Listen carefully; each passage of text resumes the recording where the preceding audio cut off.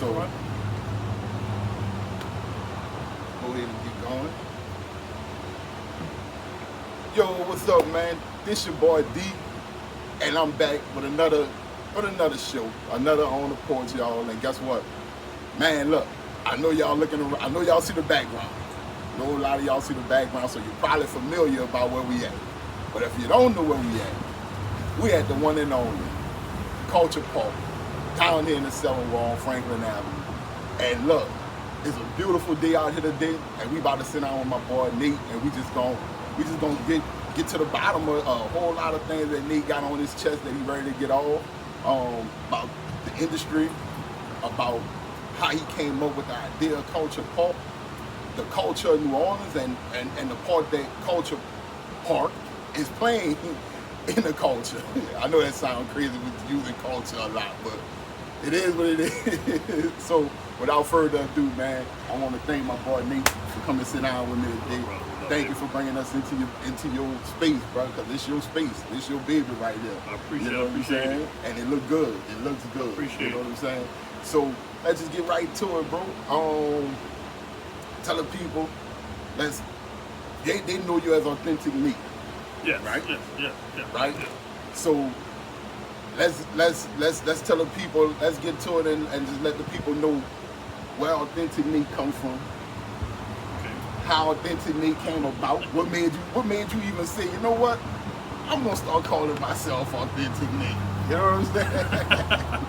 Well, the name kind of come from a group we had called So Authentic. We first became promoters, and it was two cousins of mine, a great friend of mine, had started a group, and they was authentic.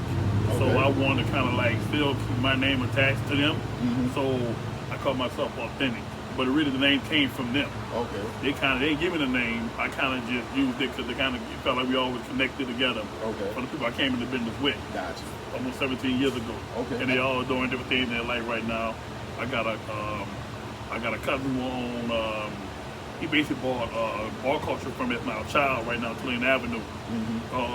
Nick Reed. Okay. Yeah. Right. That's a good little spot at nighttime. Yeah, You know, to go chill. So, all right, like you said, from being in the business, where did it start? Because you know New Orleans is known for its nightlife, especially in our neighborhood. We known for going out. Right. So where did it start at?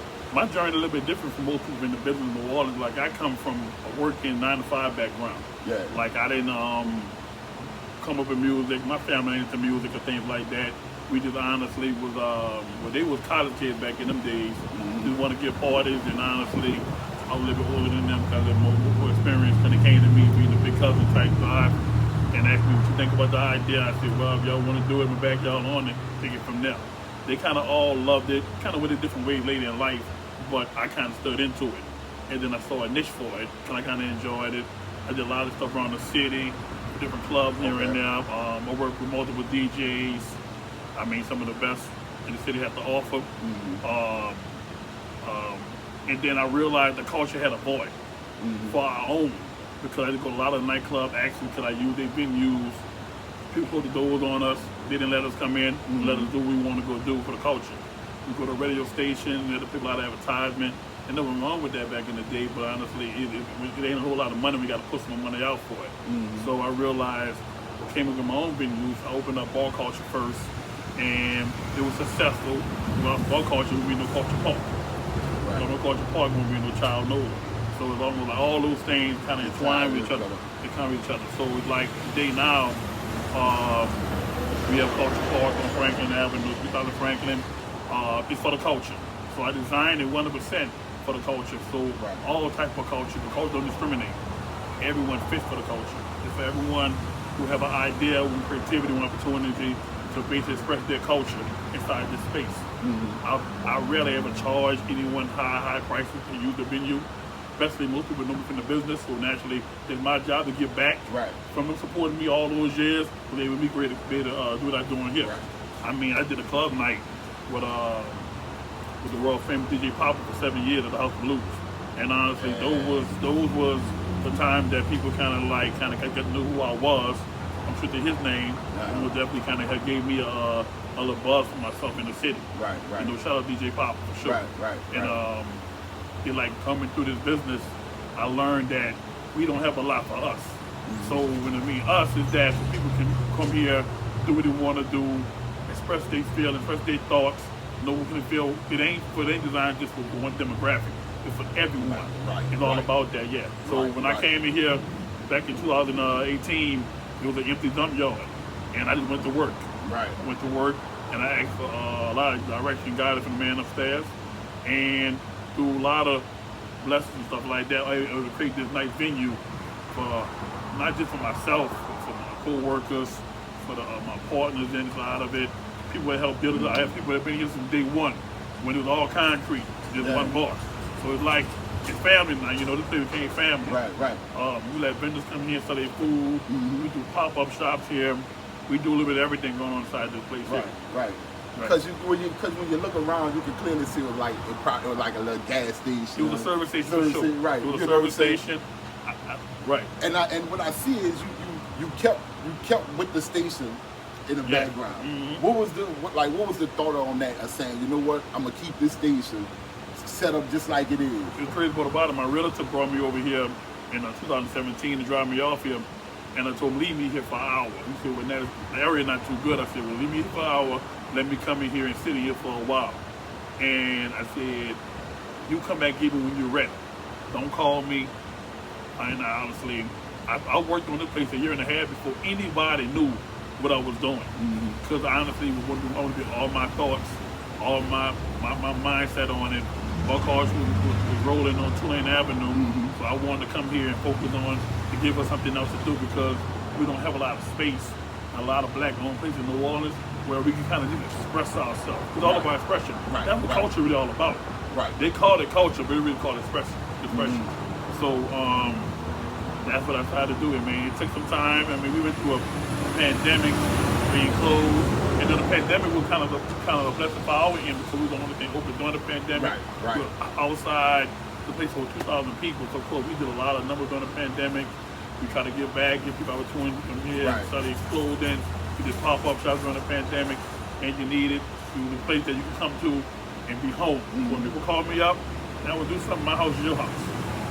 You respect the house. Right. Because that was a big old thing. Like during the pandemic, you would go on social media and you would just see mobs of people just in there, and it's like I'm talking about mobs. Like I'm talking about like they were literally on top of each other. You know what I'm saying? So how was you able to manage that with the pandemic, going through the pandemic? It wasn't easy because I had to turn a lot of people away that didn't want to, but they had to understand the rules and regulations we were doing during that time, where we had the biggest outdoor space, club-wise and venue-wise, but we still had a capacity limit. COVID was serious, it's real. I had COVID during the pandemic, so it was nothing to play with. So naturally, you had to understand what you can't do. Had to put my foot down a lot of times and do it right for the culture. I always tell people all the time that no one's bigger than the culture. The culture cannot be a one-man show. We all are culture. What you're doing right now for the public right now is part of the culture. What I'm doing right now with the DJ, the artist, the food. One thing with New Orleans have culture. We have rich culture, and hope that everything else can catch up to it later. Right. Because man, this the podcast really became like a main staple in the city. You know what I'm saying? I appreciate that. It really has, because I look at it like this here with a club. If you can get 2 years in, you have become like a staple. You know what I'm saying? Because it's so hard, because the clubs will open up, be the hottest thing in a couple months, the first few months, and then they close because people that moved on. You know what I'm saying? To something different and something new.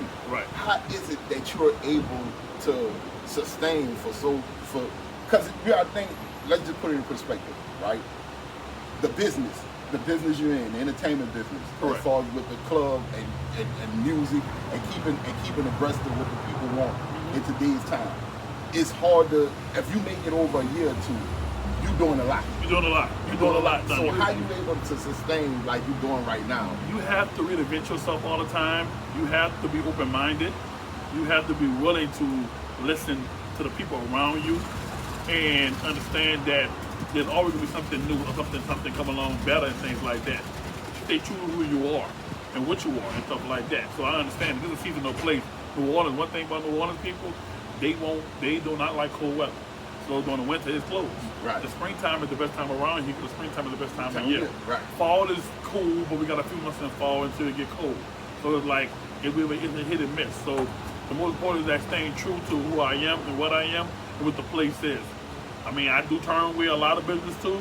I don't allow anything, no one under the 21 side of the building, no kids parties, nothing with high school students. I love my kids all the day, but it's 100% an adult venue. And honestly, I still true to that. And the people who come here, who do visit it time to time, if they're a working class person, understand that everything in here costs. It's a true business. And it's a family-oriented business, you know. New Orleans, everything we do is family-oriented. Right, so people work here as a family. Honestly, we become all family, become a group. Like I have people working with me for years that honestly, from the bone Tulane to now here and stuff like that, is that you got to just stay who you are and stay true to it. Stay humble and grateful at the same time. Right. It's a humble experience to do this and be able to entertain the city. Because one thing we want to do is be entertained. And people have something to do, some quality. They don't mind spending their money. Right. Don't mind spending their money. I never see nobody for nothing for free. Right. Don't mind spending their money. They just want a great product, and they just want to make sure that they're not being cheated behind their dollar. Right. And that's pretty much what it is.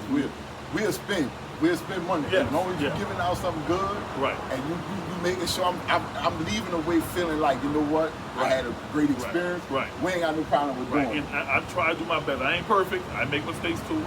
I try to give people the best customer service possible. It's hard when you used to have 900 people in here and I only got 10 employees. That's not gonna. Everybody's not gonna get the best quality service while that's going on. But I think some people understand and they do appreciate it. I can honestly say one thing about New Orleans people, they appreciate what we have created for the culture. And they some come and some go. They do come back. I said a lot of familiar faces come back all the time, and I think they honestly do appreciate Culture Park for what it is. And honestly, I'm grateful and humble for that. Right. So let me ask you this. You brought it up. All right. What's the most craziest thing you ever had? What's the wildest fire you ever had to put out? I'm talking about, like you said, you probably got 500-600 people in here. Probably only got a few employees, and I'm talking about I'm talking about you know right. You from when everybody's seeing them that's in here, they like just bumping up in this thing. But you sit back like we did the after party for Super Sunday Uptown. Yeah. And if you understand that culture, Uptown is a different breed from downtown. Downtown, they let them do what they want to do. Uptown, they have a cutoff time. So what happened is, me and two other promoters got together. They did an official after party. So we would basically say everybody after Super Sunday, come over to the park. Literally, the whole city came to the park. And it was, we already had people here already, and what happened in Uptown, they cut it off at a certain time, where they actually tell people, y'all have to scat out of Shakespeare Park, right? Yeah, Shakespeare Park. And y'all have to disperse. So they all dispersed from Shakespeare traffic. I mean, people telling me the traffic block from High Rise. No, it was. Right. Because look, I was coming from out of, I came from out of Veterans.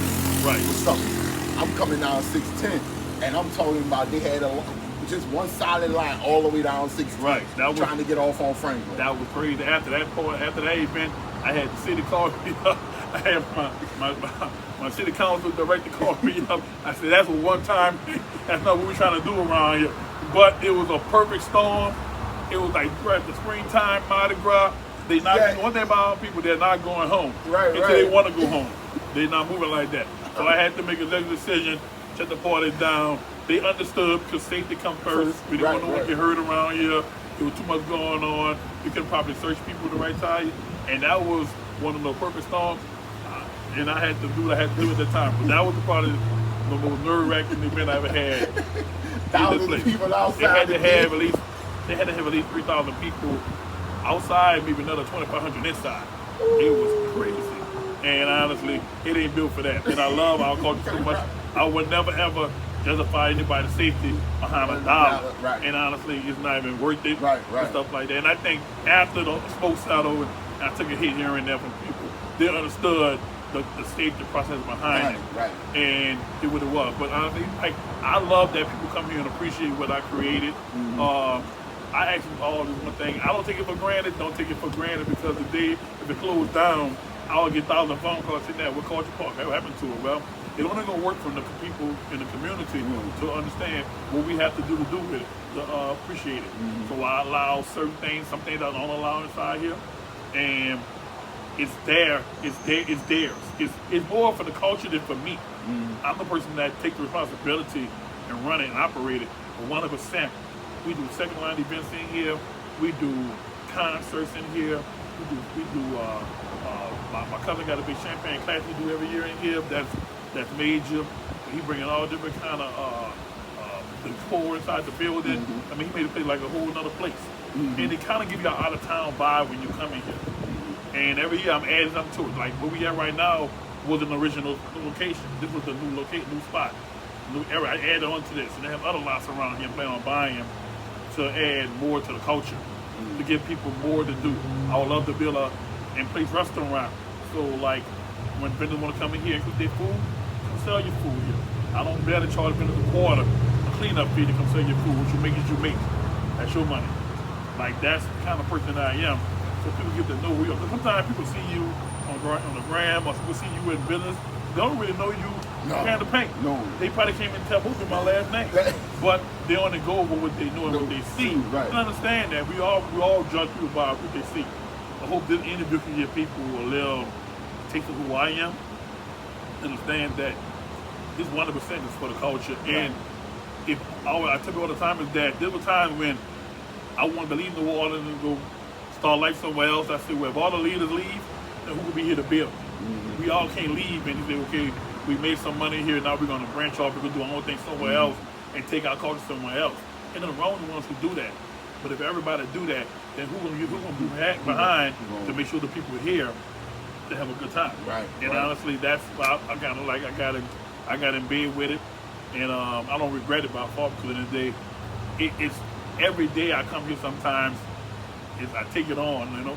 I eat and sleep it every day. Like you can't, like I said, you can't cheat this business. You're gonna do what you're gonna do. If you're not, you're not. Right, You can tell the ones who cheated, because in the day they don't last long. You can look at the ones who've been doing it for years, the longevity into it and stuff like that. Right. And the customers know that too. They're not. They have eyes. They see everything going on. They may not. They know us. Maybe not by name, but by face. They may. I have guys who know you own this too. I seen you over here before. You know that before. And honestly, it's a job. It's 100% a job. It's not playtime for me. It's really a job that I took on, and I understand the responsibilities that come with this. Right. It does a huge responsibility. Right. Because you know you got, because when it's open, you got so many people that's Yes. Like you said, you always got to worry about their safety. Yes, That's safety first and foremost. always. First and We foremost. outside. We live in the waters. Right, we outside. Right. You got to worry about their safety. So Right. it is a huge responsibility, and but it just gives that feel of what's the word I'm looking for? It just gives that feel. It feel like home. Yeah, like you know. Yeah, you can come here and sit here and get crawfish and sit down and feel at home. And feel at home. Right. You know what I'm saying? I've had a party 100 people over here, 50 over there, and the person take pictures. I didn't know you was that big. Well, you don't know. And that cold. I understand we like the smaller the place, the bigger the party, but this place will be hard. We run out of parking before we run out of space inside. So this place holds up to 2,000 people. So it'll be impossible for us to really like sell it out where you can't let people in no more. We had that problem in the pandemic. We had the restrictions. The restrictions no more. So now when we do things now, if we open to the public, we don't charge to get in during football season right now. So it's like we have people come out, enjoy the park, invite your friends. It's for older people. I have 60-year-old people coming here for birthday parties, the 21-year-olds. It's very big where you can have your own anything going on and don't feel like you're in someone's way. Right, because it's so you know, it's so I ain't saying all clubs, but you got so many clubs where you throw a birthday party and it's like everybody meshed in together. Right. They so, got like germs on your on top of each other these days.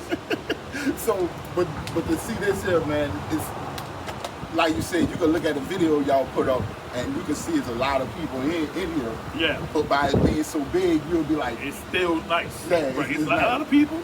We can put 300 people in here, and it's gonna look like who in there, stuff like that. But it's 300 people. But it's kind of hard because it's kind of so spread out. right. And I like it that way. I don't like being on top of anybody. Kind of like my space. Mhm. Some people like that, and I don't like the ones who do like it. But I don't. But that's not really my But you vibe. know what, though? But I guess that's what make it feel like home, because you can be comfortable in here. Comfortable, yeah. You know, yeah, you're yeah, not yeah. bumping up against people. Yeah, we you can be have comfortable. 10 TVs in here. We have 20 sections. We have 15 tables. We have multiple bars to go get liquor from. Right. We have 2 hot tubs, swimming pools. We have 2 DJ booths. I mean, yeah. Wait. Time out.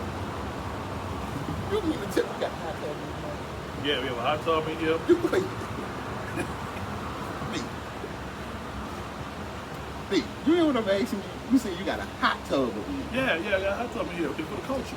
So wait, and anybody come get in that hot tub? If they feel comfortable enough to come get in here, they can. Now, they got to sign a little waiver. Right. To decide to be drinking it in the water. Right. But they got to sign a little waiver before they get to it. What you say? But people have got into it. Yeah, people more definitely get into it. It's hot in New Orleans, so of course. No, I know, but I'm just Right. Right. What's a hot tub in the middle of the venue? I feel like honestly, it's something that we need, and that's why like when you go out of town, I travel. I have been all over the world, to Mexico, Tulum, to Hawaii. I have been to Miami. That's like my second home. I've been all over there, and honestly, what I got most of my concepts from other places, Crib about it, you'll find these in every corner in Houston. But I never even been to one yet. But I kind of created my own culture for it because in the day I knew what we lacked. And we lacked that.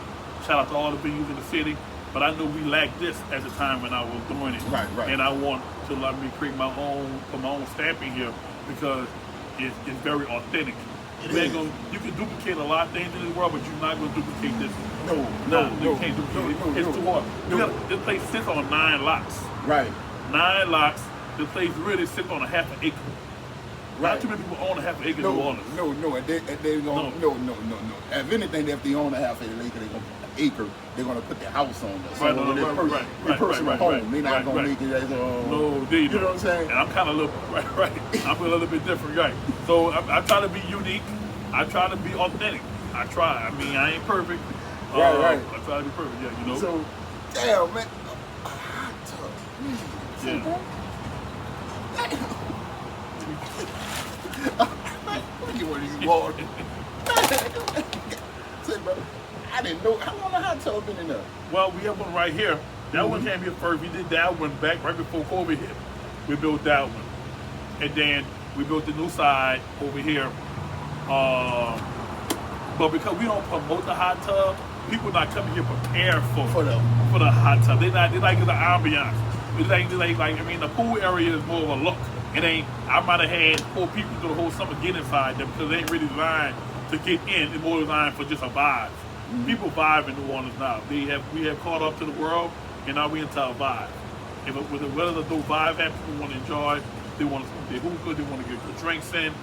All those things to kind of enjoy the place. Right. So it's like, you know, I'm just doing my part, and I hope that I can stay around long enough for people to really embrace it.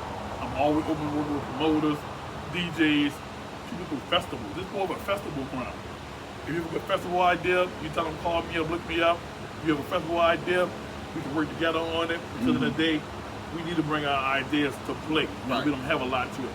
And what I was so very proud of during the pandemic, we had all these people who had clothes they wanted to sell. That we open this place up every Saturday, the flea market. They come here and sell their products. Sell their products, yeah. And they invite their own customers in, come and enjoy themselves, rotating door, and it works for everyone. We had one the street market came here last Saturday. We had a big event. We do Caribbean festivals here. We got a Caribbean Nigerian Independence Day is October 1st. Okay. So we're going to do a festival here that day. So it's all different type of culture. It ain't just our New Orleans culture. It's all time. Like I do Latino nights. The LGBT community do a lot of events in here inside here. It's for everyone. And I can't express that more than anything because of the day it's for us. Right. Right. Right. So man, look. So what besides okay, we got culture park. This everybody know one of the hottest places in the city to come to on Sunday. You know what I'm saying? What else? What else needed into? What else? You know what I'm saying? That's crazy right now. I realize that some days it's hard for me to get up and do this anymore. I mean, 17 years, a lot of years doing this. I mean, it takes a lot, so I have to separate, turn it off sometimes. But now it's like it's for the time for me to kind of get back to the youth. So right now, I'm in the works of trying to find my men leaders in the city, come and grab our young men, so the kings, so they can find their queen. And understand that that's something that we're working on right now, to figure out something to bring the youth together, that to know that people care about them, people engage with them, understand their pain. Because understand, we don't understand their culture. Right. We understand their language. Right. I have an older son, he's 24, I have a daughter 9, but trust me, the language is different, even me being a 45-year-old man. It's different. So now I'm trying to figure out to do I have a lot of time on my hand now. It's almost like I'm semi-retired, but I'm not retired. Yeah. I have to still work some days. But I mean, I made it that way, and I've done what I wanted. It's almost like you get to the top of a mountain and you reach that height, and you can't just stay on top of the mountain by yourself. You got to bring your people with you. And honestly, that's what I want to do. I want to bring as many people I can up there with me and understand, so we create leaders. The problem with our culture, with our youth, is that they don't think, I don't think they don't think, in my opinion, they don't think enough people care about them, so they don't know, it needs more direction. Where they're from. Of course, the ministers do their part, coaches do their part, but that's a lot of kids out here that's not playing sports, that's not doing this, not doing that. So we're going to come together, figure out a way to touch them when we can, and help them when we can to get through. Somebody gave me opportunity when I was young, and my job to give right back to them. Right. Man, that's what's up. Yeah. Man, shit, that's what's up. Because, you know, Border life is a party. Yeah. Party cool. But we got to do more. More than what we do. We got to do way more. And we losing our kids by the boatload. And it breaks my heart. Right. It breaks my heart. And so I protect my aunt, take my own, any child come across, any person I know with children. I got probably have teenage sons. I have, we talk all the time. I got a couple of guys working schools in here. Anything I can do, I can do. I mean, my time is here. I got the time. I don't want to give them a party. I want to give them knowledge. Right. I'm coming talking to schools, and I'm not a big talker, but I feel like someone has to at least try. Don't just turn your back on them and things like that. Because, like I said, we are more definitely a part of town, but life is more than just a party. Right, it is. Right. You gotta go home sometime. Yeah, you gotta go. And not just that, you gotta be able to leave a stamp on your life to where everybody, to a legacy. You want to leave a good legacy behind. You just don't want people to say, "Oh, all you did was do a good party." Right, and I just posted on my page video about only define me for what I leave behind. My legacy is everything. Don't define me who I am today. Define me who I leave behind. Because I'm gonna leave my mark here, and honestly, my mark gonna be here. So you will hear my name for years. And I think we all should want that, not just myself. We all should want that. But what do you leave behind for the next generation, for the next group of people and things like that? I mean, you can't look in the mirror and call yourself beautiful. You can, but it's nice when someone else calls you that too. So sometimes you know other people acknowledge you, give you your flowers while you're here. Don't wait till you're dead and gone. We know the waters. We're here today, gone tomorrow. And no one promised tomorrow. Right. So I do my best just to hold ground, be humble, grateful, and give back what I can. I talk to a lot of people who we can talk. I'm not talking on social media. I talk to people face to face. I hope that my talk can honestly inspire them to take that next level and stuff like that. So trust me, if I tell you a story about the opportunities I have gotten in this world, I've been back on my back in life. And someone came knocking on the door, gave me opportunity. And I took the best of it. I took the best of it and ran off with it. But someone had to give me the opportunity. This didn't just happen for me because I'm a lucky draw. Someone had to see value in me, Right. offer me opportunity, Right. and I had to take it, do it right with it. Right. That's all I ask people to do. You never waste opportunity. That's like the biggest sin in the world. Right. Waste opportunity. Right. So look, Nick, this is what we about to do before we, we about to have a little fun right now. We about to have just a little fun, right? This is something new I'm doing. I just thought about it today before I came to the show with you. Something I wanted to add into the show. I'm gonna ask you a series of. I'm just gonna ask you one word thing, and I want you to see the first thing come to your mind when I ask you. Okay. You know what I'm saying? First thing. The first thing come. Don't have to be a long whatever. Just like when you hear it, bam, okay. When it come to your mind, right? Okay. All right. You ready? Mm-hmm. So we're going. All right. About to start. New Orleans. Ocean. Second line. That's culture too. I say that's culture. If I didn't take New Orleans back, Yeah. but second line is culture. Yeah, that's how we express ourselves, man. Like we really do the history of second lines.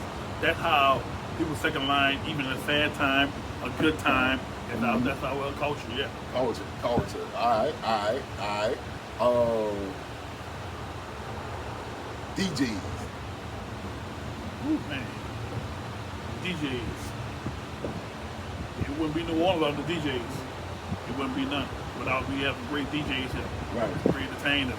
My son a DJ, and he growing every day. But I have worked with the best, seen the best. Honestly, I know what a good DJ look like and know what don't look like. Okay. I know one who have to draw a crowd in, can't draw a crowd. I understand what the DJ is, and I can't say their names. All right. So if you had to pick a legend, a New Orleans legend, DJ. If you had to pick a New Orleans legend. If you had to pick a New Orleans legend, this look. You've been in this entertainment industry. Yeah. Matter of fact, you've been in the club industry where you done work with so many of them. Right. If you had to pick a New Orleans legend, go. I mean, for me, I'm gonna pick the truth. That's what I want. Wait. Let's reset it. Right. Let's reset it. You can't pick your son. No, I'm gonna pick my son Okay. up. Because he's still a baby. Okay, so we gon' I'm Right. talking about. If I had to pick the truth. The truth. New Orleans legend. From New Orleans legend and stuff like that. New Orleans legend. A and DJ. things like that. A I'm gonna have DJ. to honestly give the man his flowers, man. DJ Pop. Hands down the best DJ that this city ever seen. Because what he done was different from most DJs. Okay. What about DJ Pop? He don't talk. He entertained the people just on strictly what he played. He identified the crowd. But someone that don't say a word to you, he sure can draw a crowd in and entertain. Like Kevin Charles talk, most of Jubilee talk, Manny Fresh talk. DJ Papa don't even talk to you, and he had drawn people to entertain him with his music. So he identified the people, and I did what they want to hear at the time and stuff like that. So of course I'm gonna be biased with him because we were together so many years. But hands down, if I had to put my best DJ Papa is the best DJ. DJ Pop. Yeah, hands down. Hands down, you're going DJ Pop. I give him the credit. Yeah. Credit. God damn. Yeah, Look. yeah. So, bro, it's almost like the even the ones you mentioned, from Manny Fresh to Jubilee to Manny Fresh, Jubilee, and I'm having a brain fog right now. Oh man, we got It's so you know, many of them, man. They got Captain Charles, you got Captain Charles. There's so that's many the of younger them. one. We got a great Keith Scott right now. I mean, he's great. Right. You can give that to anybody. You know what I'm saying? Because Right. all of them have a unique style, unique sound, Right. And all of them draw the crowd. You know what I'm saying? Correct. And they keep it going. They keep it going Right. the whole time. And they all have the most important thing in the world. They all have longevity. Yeah. And they renovate themselves, stuff like that. Right. They all have longevity. Honestly, to me, I have not seen nothing of my name cheat the culture either. They kept it true to what it is, understand what the people want, and they ain't turned away from that. And people travel to come see them. When they travel out of town, they go see them. I've seen people from leave here, go to another state and see the same people they see here. Yeah. So I say a lot about them. You can't knock it, and you can never hate on it. Right. That means they doing something right. You can't knock somebody's craft. Right. Because it's a craft. It's an art. Mm-hmm. It's an art to do that. So I tell my son all the time, you want to learn from the best, watch these guys. Right. And understand that living here is different from anywhere else. You gotta play the bounce music. You gotta understand what they want to hear. The R&B vibe is what's popping right now, and it's a great thing to keep the crowd calm and cool. I mean, hip hop is hip hop. So when it comes to the DJs, I mean, there's a lot of great ones, no doubt. But yeah, I'm gonna give DJ Power. his flowers. DJ Power. Yeah. And look, and he's real good. He's real good. You know what I'm saying? That name rings a bell in New Orleans. That name rings a bell over the South. You know what I'm saying? Right. It rings a bell, just period. You know, you hear DJ Papa, you know, well, yeah, it's going down. He earned it. Right. It's going down. You know what I'm saying? Right.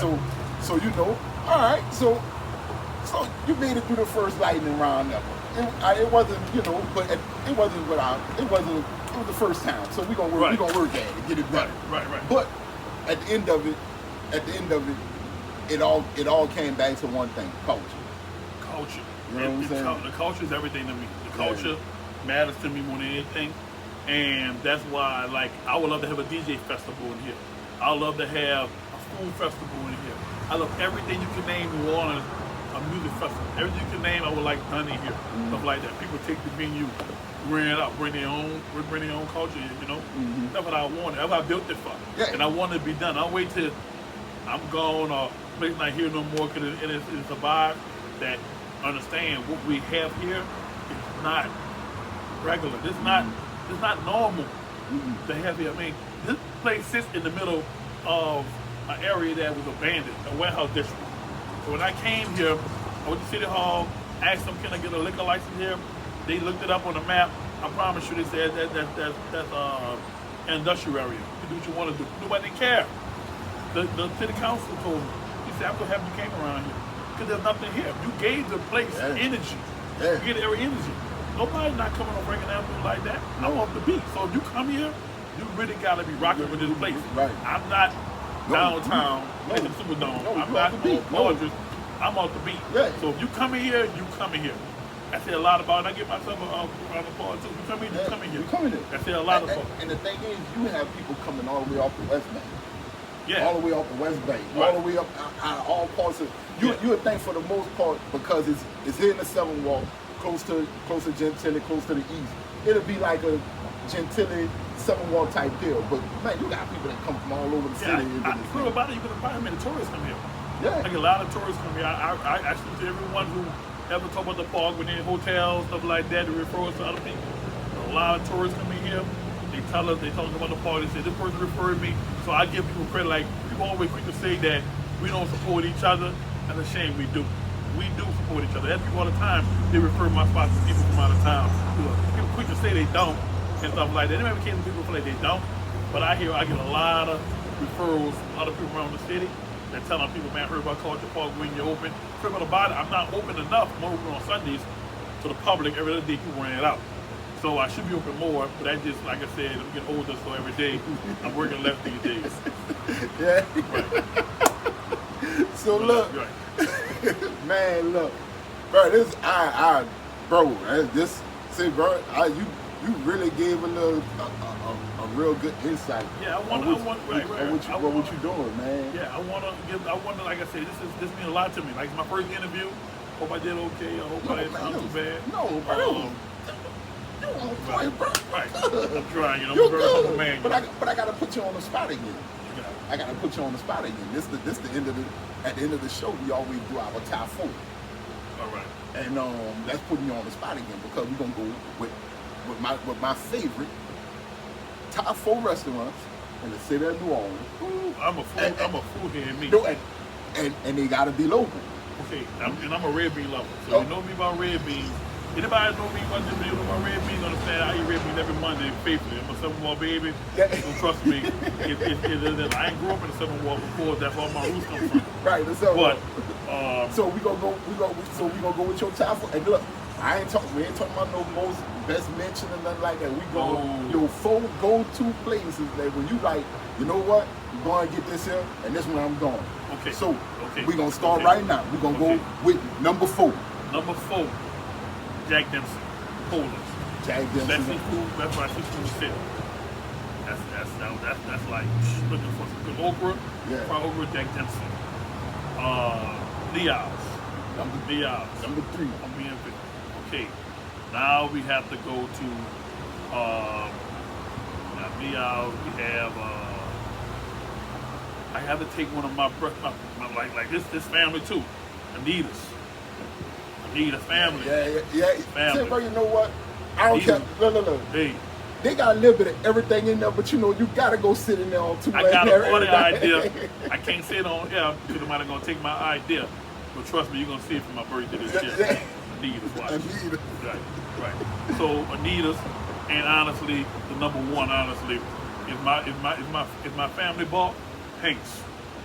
Hanks. On Claymont. No, Hanks on Robinson Street. Oh, Hanks right, downtown. Right, yeah. So anyone know they got the seafood potatoes, they got the red beans on Monday, steak, stuff like that. And that's what everybody go over there. I know a few people go over there on Sundays, and they like, now I'm going over there and get that potato. Right. That's mine. Ain't gonna about it like nobody know when before I bought ball culture, Culture Park had an opportunity to buy a Hanks ball. And I wasn't in the right frame of mind. I was immature at the time of my life. I wasn't prepared. I only would rather sell it. But I go visit it as much as I can. That's our family bought. So naturally, when I go there, people who follow me know I'm always in there drinking, having a good time, getting away from the culture. And I say that's culture, you know. That's right there. When I go to the second lines, I park my car in front of Hanks, walk down the street to Claiborne, walk down the street, go back, give me a plate of food. Shout out to Hanks, that's my top 4. Y'all heard it from Nate, man. Y'all heard it from Authentic Nate. He just being authentic, bro. Number 4, Jack Dempsey. Number 3, Neows. Number 2, Anita's. And number 1, Hanks. Hanks bought, bro. Y'all gotta go check them out. Now, all of us has been to Anita's. At any time of the day, from early in the morning to late at night, all of us been in Anita's. Right. And when you go in there, you don't know what the hell you catch up in every time. Hey, I've been a lot of trips at night. I need that in the morning time and get back. We all needed that best Christmas decision. Right. 2, 3 in the morning, get you some pancakes and some grits and something. And get home. And get the belly straight till you get to the house. You know what I'm saying? Right. But man, I want to thank you for coming to sit down with us today, bro. Appreciate you, man. Look, y'all know what it is here at Culture Park. It's one of the main staples in the city of New Orleans. It just brings this vibe that you just want to be a part of. It's just like being at home. It's just like coming to sit on your porch and somebody playing music, somebody got something to drink, you got food trucks, and you just come in and chill. You just be with everybody, friends, family, whoever, and y'all just chilling. Because this is a dope spot. Come on down to Culture Park. I don't have to tell you to come down. Y'all already know where it's at. Everybody know where it's at. Everybody has been here before. And look, just keep doing your thing, bro. Appreciate it, it's a nice, it's real nice. Appreciate it. It's real nice. You know, it's nice. You know what I'm saying? So come on down to the Franklin Avenue, man. On Franklin Avenue, right off of 610. If you get off on 610 at Franklin, make that right, you can't miss it. The only spot that looked like a spot on this block.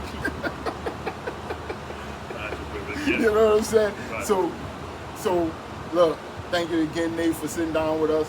Y'all know how we do it. Check it out Monday, Show Air Monday, On the Porch Podcast on Instagram, On the Porch Podcast on TikTok, On the Porch with D and Crew on the YouTube page. Nate, tell the people how they can get at you, bro. You give me about Authentic Nate. Other than that, on social media, on Twitter, Facebook, Culture Park Nola on Instagram. Yeah, on Instagram, y'all know how to do it. Or just come to Culture Park and holler at your boy. Yeah, he always open to the people, you know what I'm saying? Thank you again, Nate. Appreciate it. All right, brother. And we out this thing, y'all. Peace. Right.